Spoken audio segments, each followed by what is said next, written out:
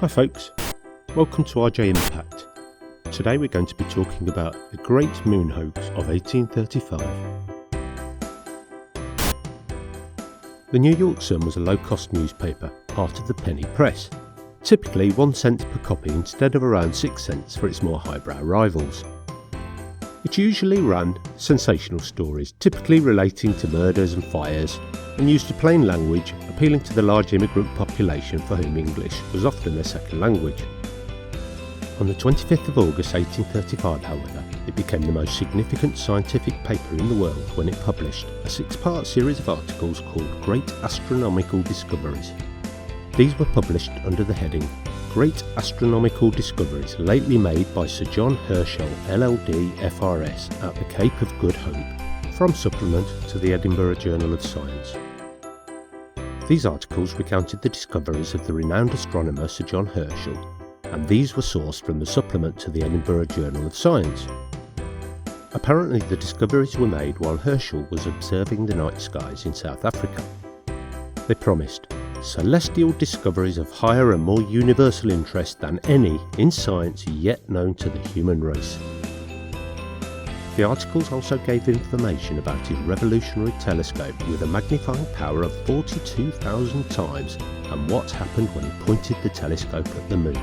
When he did this, he saw fields of blood-red poppy flowers, green forests, blue seas, brown quadrupeds that resembled bison, blue-tinted unicorns with goat beards, and an orb-shaped amphibian that moved with great speed. In subsequent publications, they discussed further observations of volcanoes, cliffs of quartz, miniature zebras, a biped beaver that lived in wooden dwellings, and so on and so on. Most incredible, published late in the series, was the announcement that a humanoid-like creature had been observed. Apparently these had orangutan-like features, were covered with glossy copper hair, had wings, and soared through the lunar skies. They were named Vespertilio Homo, or Batman. The series was a runaway success. The publication soared to the highest of any newspaper in the world at that time, and their offices were mobbed by people wanting to get the latest instalments. The New York Transcript, a rival publication, even published accounts from an exclusive correspondent who they claimed had also been present for the observations. The craze over Herschel's supposed discoveries even caused a committee of Yale University students to travel to New York in search of the Edinburgh Journal articles. When they got there, they were told the articles were at the printers. A runner then told the printers where to take them next, and the Yale scientists were given the runaround all day and had to return to Yale empty-handed and no doubt somewhat disappointed. John Herschel, still in South Africa, finally heard of the hoax by letter and thought it amusing, saying, "It is too bad my real discoveries here won't be that exciting." The unravelling. The media circus would have been justified if not for a simple fact: the moon stories were hoaxed. Although there were some early sceptics, the Sun's immediate response was to write, "Consummate ignorance is always incredulous to the higher order of scientific discoveries because it cannot possibly comprehend them." The hoax began to unravel when on August the 31st the New York Herald published an article titled The Astronomical Hoax Explained.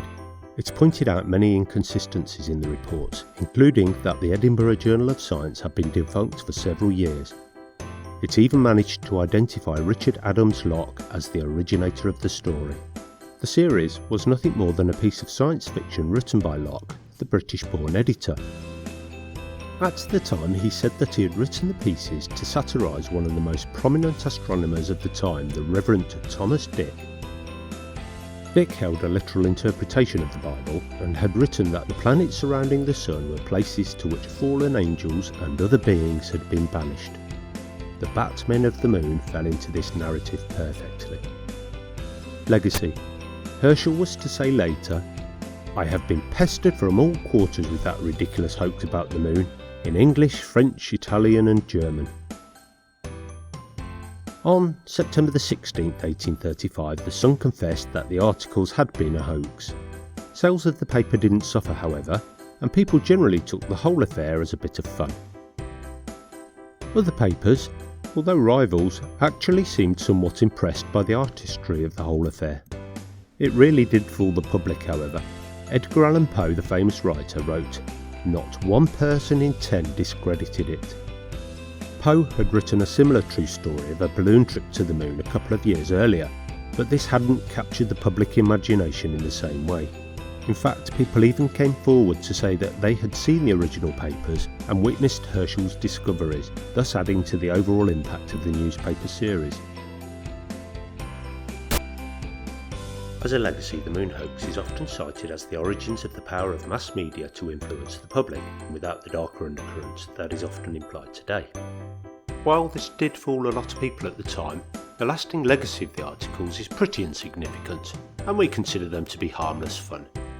Our conclusion is hoax.